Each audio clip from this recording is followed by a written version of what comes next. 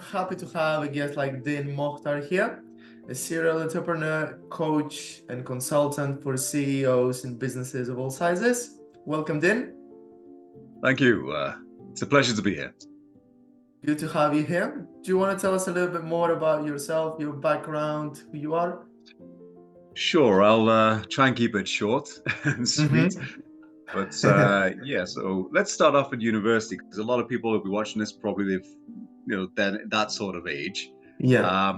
In university, I did genetic engineering.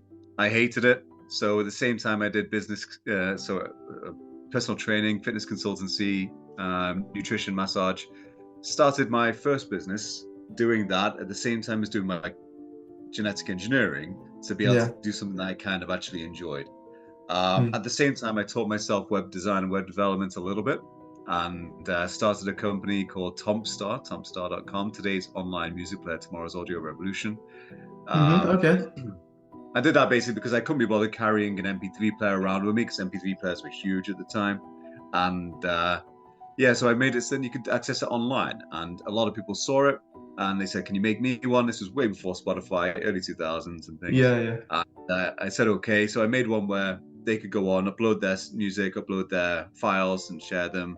You could embed the music players on MySpace at the time and share it through MSN. All right. And within 3 months, over 3,000 people and 68 countries. And I didn't do any promotion for it. So I shut that down anyway, because of the legal implications for it. Then let's fast forward a little bit. I finished genetic engineering, went into medical school, did a couple of years of medical school, hated that as well. So I left there to go to the Netherlands, doing business-to-business sales, corporate sales internationally for a Fortune 500 companies, CEOs, directors, all that sort of thing. It was sports hospitality, really. And economic crisis 2008. Very tough, but managed to make a number of sales, which was great. Ranked quite highly inside it, and but I decided to leave, and I went after 2 years. Went to Egypt and I stayed there for about 10 years. A decade. That's good. A decade, yeah. In that decade, though, I started off by being a customer service agent in a telecoms company. All right. And within 5 years, I got promoted and laterally moved about 15 times. And ultimately became in charge of a lot of the learning development across the UK contract, mobile phone contract services. So that was a service that was handled by customer service in UK, South Africa, Egypt, Romania, and India. Anyway, moving forward, I got headhunted to be a COO at a training company, ultimately. But then I started getting a lot of requests to do my own training rather than from other companies as well, because I was delivering trainings too and consultancy. So I started doing that, and then bit by bit, started another company up. Did a lot of training consultancy with that company. Within 1 year, was in 6 countries around the Middle East and Europe, working for companies like Google, etc. And had a network of a lot of trainers that were trained on my style and my abilities. Economic situation, the COVID situation happened, and then I came back to the UK. All right. And started off a company with my brother, who you know. That's nice. And the company was Clientful, where we essentially called the leads that come in for marketing to be able to fully qualify them. And that happens immediately. Fully qualify them or disqualify them. And then we book them in for the salesperson at the end to do the final close on their calendar. That was mainly there because we noticed there's a gap. Salespeople blame marketing, say the leads aren't very good, and the marketing blame the sales and say you're not calling them straight away or you're not calling them at all. And you know what? They're both right in a way, but we validate the quality of the marketing leads and give them feedback. And we also make sure that the salespeople don't get lazy in terms of following up on the leads coming in.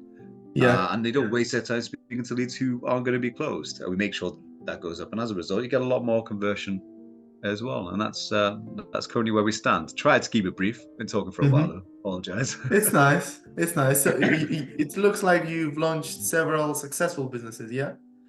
Yeah. There's been a few successful businesses in concession, thankfully. Yeah.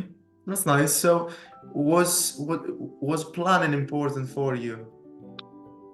Planning's always important. However, I would say that people who try to stick too much to a plan will also lose opportunity. Okay. So, for example, if I use my Mind's Edge, or the previous company for the consultancy situation, was I was planning on doing a company which was mainly focused on helping people travel abroad to go to university or do distance learning, blended learning. And we started doing that. However, an opportunity arose from all of these requests to be able to, I was saying, well, I can't be doing all this stuff myself. I can tell someone else to do it. And I was wanting to focus on building another business. So from there rose an opportunity. If I just stuck with the plan before, I wouldn't have been able to pivot in that direction, which was much more lucrative. But definitely before I did that, I still planned and made sure that I was going in the best possible route according to my experiences. Yeah. So in that case, you had your plan, but you saw that opportunity anyway. So the plan didn't really bother your vision. You just saw the opportunity and then you went there, right? In a way, I mean, it's always good to have a plan. You should always have a plan, but you should always plan to be flexible at the same time. That's nice. Yeah. So when something comes in and it doesn't fit necessarily with your plan, but there's a good opportunity possibly from that, to explore that is critical. You may not continue with it, but people say that things are down to luck, and nothing is down to luck. It is always down to openness to opportunity and planning. If you're just sticking with the plan rigidly, then opportunities will fly by you and say you're unlucky. But if you have a good plan that's there but flexible to be able to take in those opportunities, you make your own luck as a result. And so a plan with flexibility in the planning is important. That makes sense. So, I saw in your profile that teamwork is a big thing for you. So you're a believer in power of teamwork, right? 100%. 100%. So how important was that for your journey? Critically important, and I'll explain why.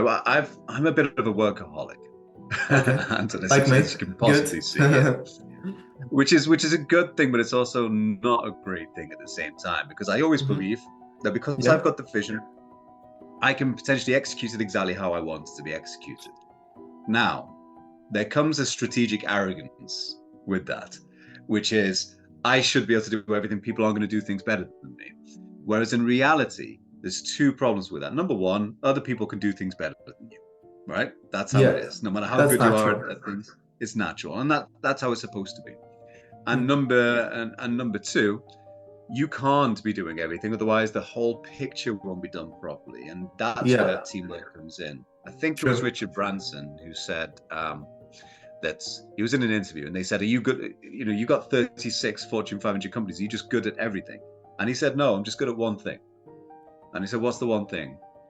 So he replied, "I'm really good at finding people who are better than me and putting them in those positions."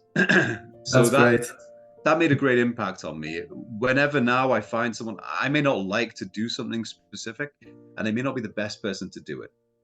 Then if I find someone who's better than me, or maybe enjoys doing it, if I put them in that position, I'll be doing a better job with the stuff that I like doing. And we can both grow together. So teamwork is critical, but the right team is very important.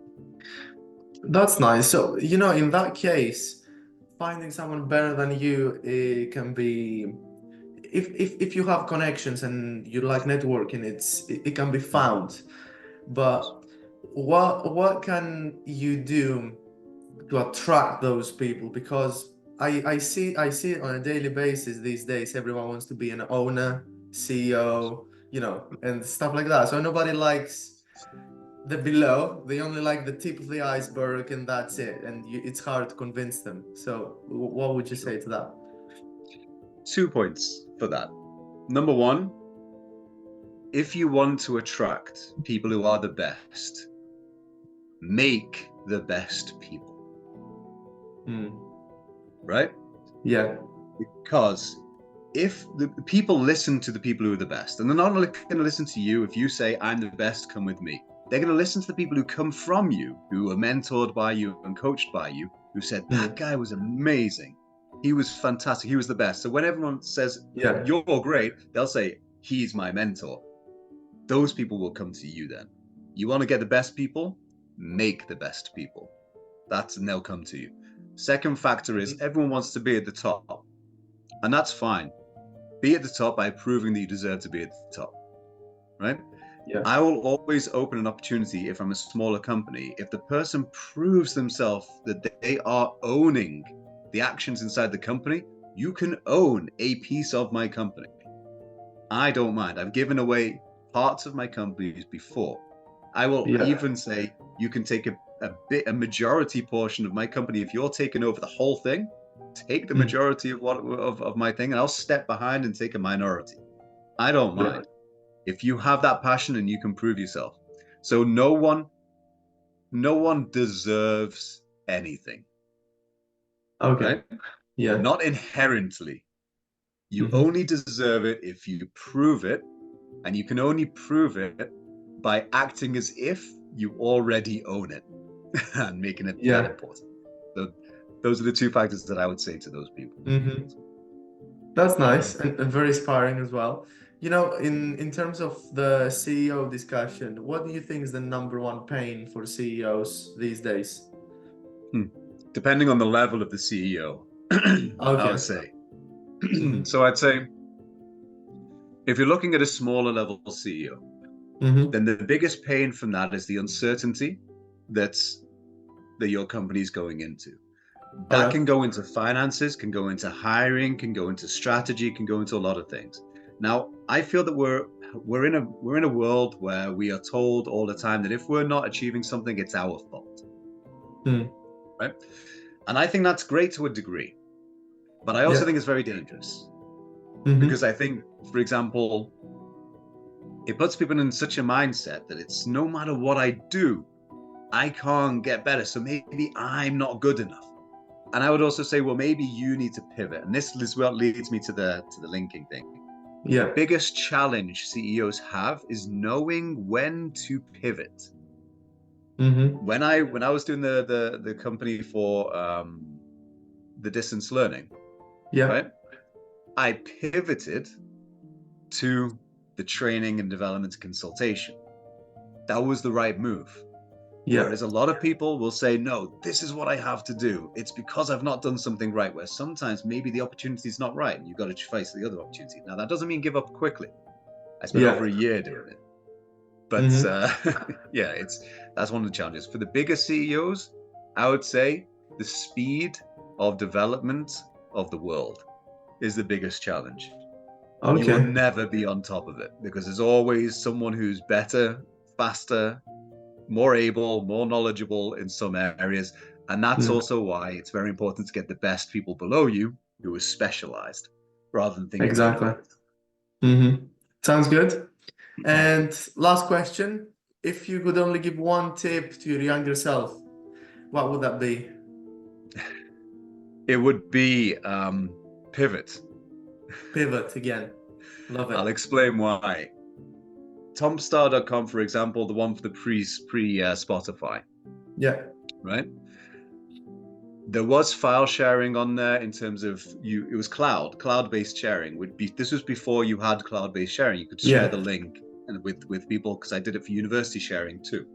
But because I was so focused on the fact of it being a music platform, I forgot the fact that the side part of it was the cloud sharing. Because I wasn't aware that pivoting when there was a good opportunity is a smart thing to do, I shut down the profile, whereas I could have changed it to a cloud sharing profile when there was no competition, but everyone clearly wanted it. Knowing when to pivot would have been would have gotten me to where I am so much earlier. Yeah, makes sense. So that would have been one thing I would suggest to myself. Amazing. And on to the bonus section, we have I'm going to describe a few words, and you must say the first word that comes to your mind. Make sense? Okay, I'll try and make it PG. Brilliant. CEO. Stress. Teamwork. Unavoidable. Sales strategies. Flexible. Business optimization. Critical. Growth and innovation. Essential. Failure. Inevitable. And success. Inevitable. Exactly. Any last words from Dean Mokhtar before we close the pod? Just a last clarification of the last thing. I use the same word for success and failure. And the reason for that is you are going to fail and you are going to succeed. You will fail in small ways and you will fail in large ways. You will also succeed in the small ways you've got to recognize. And if you try enough, you'll also succeed in the large ways. You've only got to be successful one time. You can fail a million. Successful one time, and that'll take you. That's all is required. So both failure and success is inevitable if you try long enough and as many times as you can. That's so inspiring. Thank you so much, Dean, for being here. It's a pleasure. Thank you very much for the conversation. It's been an absolute pleasure. And that was Dean Mokhtar, ladies and gentlemen.